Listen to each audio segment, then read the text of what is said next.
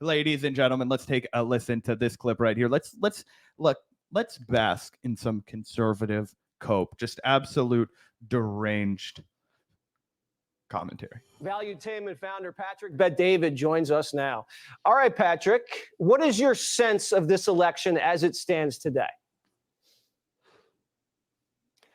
First of all, Jesse, it's great to be back on with you. Look, if you look at one poll, it's the most credible poll from the last one when you look at when Trump won in 2016. Atlas Intel, they were the best at predicting pre and best at predicting post, okay? Right now, they have Trump plus 3.6 nationally, 3.6 nationally. And this is a huge mistake that I actually wanted to point out for everyone. One of the things that people are slow to observe this time around, I actually got to give credit to Kyle Kulinski. He's one of the few guys that's called balls and strikes across the board for at least as long as I've been listening to him. He forecast that Donald Trump had a real chance in 2016, and I think even predicted in the weeks leading up to the election that Hillary Clinton was going to lose. He, of course, called the Joe Biden election properly, and today, reiterating that Trump is a shell of his former self. I think that those pollsters that got it so right in 2016, they understood that at that time, there was a silent base for Donald Trump. People who were too afraid to come out and say they wanted him to be president because they hated Hillary Clinton, but they thought it was gauche. They thought it was taboo, unacceptable. In the social circles that they were involved in, they would have never revealed that they were Trump voters, but they did show out, right? And the pollsters that kind of got ahead of that curve, they kind of smelled that in the water and accounted for it. They were able to nail the election in 2016, and they were one of very few to do so. What we're seeing this time around is a lot of people lean into that, assuming that once again, Donald Trump will come in and, have this mass outsider electorate turnout, shocking people in places like Michigan, shocking people in places like Pennsylvania, shocking people in places like Wisconsin. I just don't see that happening at all. And the fact that they're so married to this concept that, oh, they're going to have just another, shocking turnout like they did in 2016, it just seems completely flimsy and for the birds. Yeah. I think there's a much bigger chance we see a repeat of 2022, not 2016, when it comes to the GOP performance. Yeah. Nationally, forget about the battleground states. By the way, the best predicted, the ones that got it wrong the worst out of all the pollsters, CNN, WAPO, and LA Times, all the way at the bottom. So if we trust Atlas Intel, Trump's going to be dominating. Now, here's a couple other things that we got to be thinking about. Nobody is surprised the fact that she's hiding. Nobody is surprised that she wants to do the debate. No one's surprised that she doesn't want to do it with you guys, Fox News, or maybe other places. It's got to be the CNN, the ABCs, all those things. But the basic thing is policies. It's very easy right now. 4 years, we have to show what Trump did. 4 years, we have to show what Kamala and Biden did with their administration, and now they want to come out. And that's another big, issue that I think Trump has really run up against. It's like he can't talk about the things he did during his 4 years. I mean, he can't really. I mean, he'll pretend to brag about the tax cut. I lowered your taxes, and then the couple dumbasses in the audience that don't realize the true nature of that tax cut, they go, "Oh yeah." But let's think about Trump's actual accomplishments from the conservative perspective. Overturning Roe v. Wade, huge accomplishment. It's something the Republican Party said they wanted to do for literally decades, my entire life. Trump finally got it done. Can't even brag about it because the American public has turned on the pro-life movement entirely once the pro-life movement got its way. It used to be a 50-50 issue. Then Roe v. Wade fell, and now it's like 70-30 in favor of the pro-choice position, essentially. So he can't brag about that. What's the other big accomplishment? Not necessarily from a conservative perspective, but just from a humanitarian perspective. Warp speed. Yeah, Operation Warp Speed, the vaccine, and some aspects of his COVID response, not others. I mean, overall, it was a disaster, but still, he could selectively choose to brag about certain aspects of the vaccine rollout and the more effective aspects of that operation. Can't do that either because a lot of people in Trump's base, including Patrick Bet-David, are unhinged, anti-vax conspiracy mongers and merchants of the most insane sort of bullshit theories ever. Plus, he's desperate for RFK's electorate, and we've been parading him out, the Make America Healthy Again. RFK just completely humiliating himself. So he can't talk about that, as Gavin mentioned. He also can't go to the well that I think was one of the most effective talking points in 2016, which was talking about NAFTA, Gavin.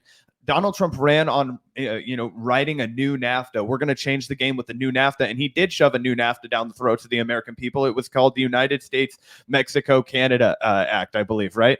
And not as catchy. Yeah, right. It doesn't really roll off the tongue. I even had to Google it to make sure I didn't fuck up what it was called. Everybody just called it the new NAFTA, right? It was the exact same dredging of the new policies that undercut the American worker. It didn't bring jobs back home. It was all a LARP for him. So he can't run on that either. He didn't raise wages. He didn't raise the minimum wage while he was president. Let's also talk about how the other bogus claim that he loves to trot out that the American people can see through. That's that he didn't start any new wars. Guess what, guys? The United States was bombing the shit out of a bunch of countries while Donald Trump was president. They're still bombing the shit out of a bunch of countries.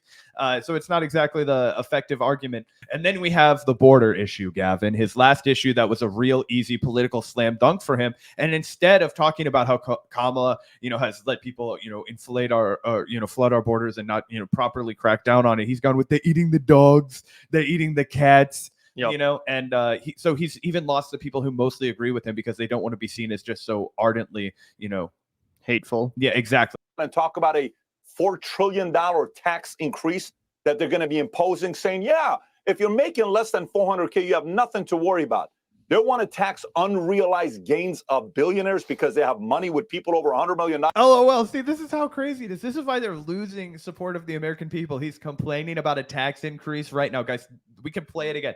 This is how removed from reality a lot of these conservative commentators are. He's talking about people who make more than 400 grand a year. Do you guys understand how small of a pool of voters that is, right? It's people who have a bunch of political influence. It's the people who, and a bunch of people in Patrick Bet David's audience, they want to consider themselves like just billionaires who haven't made it yet. That's the kind of audience of bro, the grind set mindset. I'm going to be Joe Rogan one day. I just haven't gotten there yet kind of bro, right?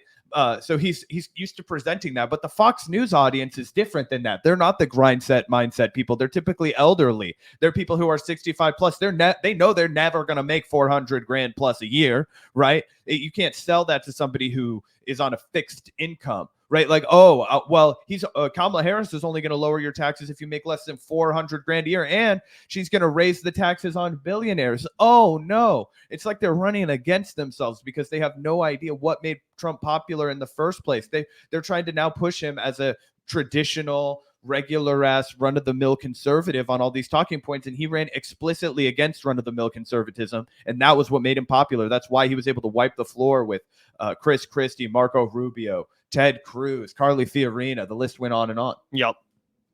Dollars. Let's just say you do that with 25%. You know what the business owner is going to do? You know what the billionaire is going to do? They're going to say, hey, let go of 25% of employees. We got to fire a bunch of other people. Next thing you know, market tanks. And then think about the 62-year-old person, 64-year-old person who's got $750,000 in their 401k, thinking about retiring. What if that 750 goes like... LOL, raising taxes on the rich. They're going to tank the economy. How about we make that illegal?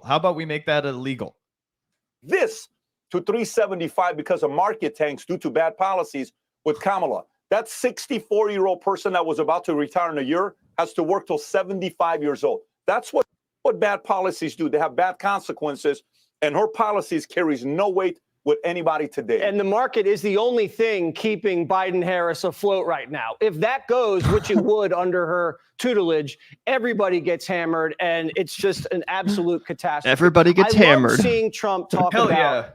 Yeah. Anyway, so that was the main portion of this clip that I wanted to react to. Just the deranged cope from Patrick Bet David. Yeah. They actually think that running on feeling sorry for billionaires and talking about the interests of the people making more than 400 grand a year, and then spinning a bunch of word salad out to talk about, oh, it's actually going to impact you if you're 62 years old. Because he remembered he was on Fox News and he wasn't talking to a bunch of coke-addled 32-year-olds in New York and LA. Yep.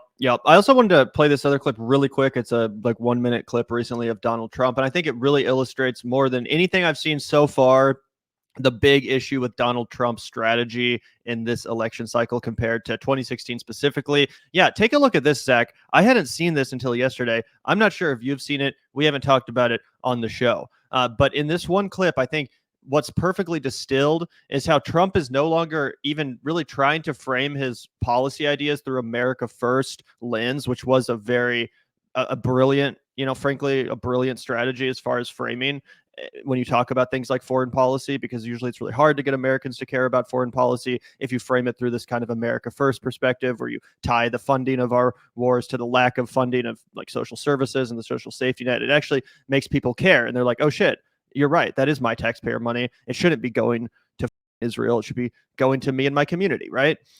Now Trump, he's not even really trying that anymore. He's not even really going with that framing. Now it's all about him. It seems like he's really being motivated based on personal paranoia and probably whatever Israel is telling him to get him to agree to go to war with Iran. But take a look at this. It's frankly terrifying.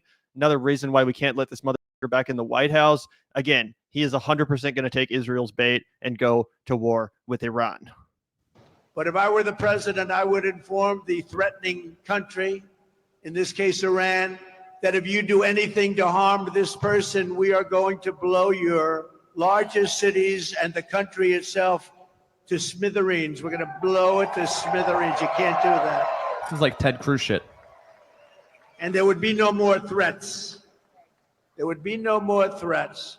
But right now, we don't have that leadership or the necessary people, the necessary leaders. We have two people, not one. We don't even know who our president is right now. Who is our president right now? Joe Biden. We really don't know, but we have two people, not one, that only keep looking. And when you do that, when you just look, trouble always ensues. So it's big trouble for our country. Meanwhile, we have the president of Iran in our country this week. We have large security forces guarding him, and yet they're threatening our former president and the leading candidate to become the next president of the United States. Certainly a strange set of circumstances. So basically what happened is that people convinced Trump that Iran is behind the assassination attempts on his life. So he's been convinced that these shooters, the dude in Pennsylvania and then I guess the dude in Florida, were actually like, paid assets or ops from Soleimani's Iran. revenge. Yeah, exactly. It's like, they're trying to get revenge for the assassination of Qasem Soleimani or whatever.